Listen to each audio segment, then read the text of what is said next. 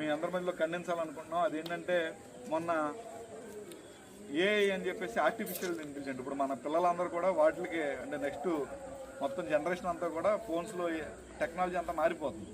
AI technology అని చెప్పేసి మొత్తం మారిపోతుంది. ఆ ఏఐ టెక్నాలజీకి మనం ప్రపంచ దేశాలను పిలిపించి ఢిల్లీలో నరేంద్ర మోడీ గారు మనమే ఆతిథ్యం ఇచ్చి దాని గురించి ఒక ప్రోగ్రాం జరుగుతుంది. ఆ ప్రోగ్రాంలో అంటే అది ప్రపంచ దేశాలన్నీ మన దేశం ఎంత చూస్తే ఎంత డెవలప్ అవుతున్నాం అని చెప్పేసి ప్రపంచ దేశాల నాయకులందరినీ ప్రధానులందరినీ పిలిపించి అక్కడ జరుగుతుంటే కాంగ్రెస్ వాదులు ఒక 20 మంది వెళ్ళి షర్ట్లు ఓడదీసి నిరసన తెలియజేశారు.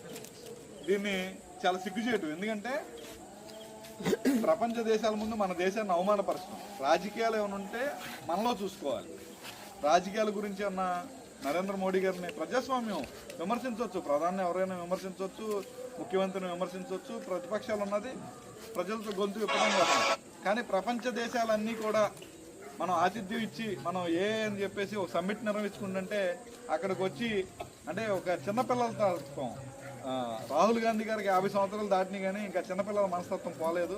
ఆ 20 మందో 10 మంది కుర్రాలను తీసుకొచ్చి షర్ట్లు ఓడించి అర్ధనగ్నంతో అక్కడ ఆయన భారతదేశ పరువుని ప్రపంచ దేశాల ముందు తీసే ప్రయత్నం చేశారు.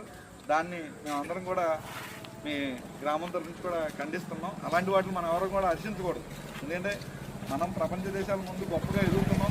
రేపొద్దున మన భావితరాలు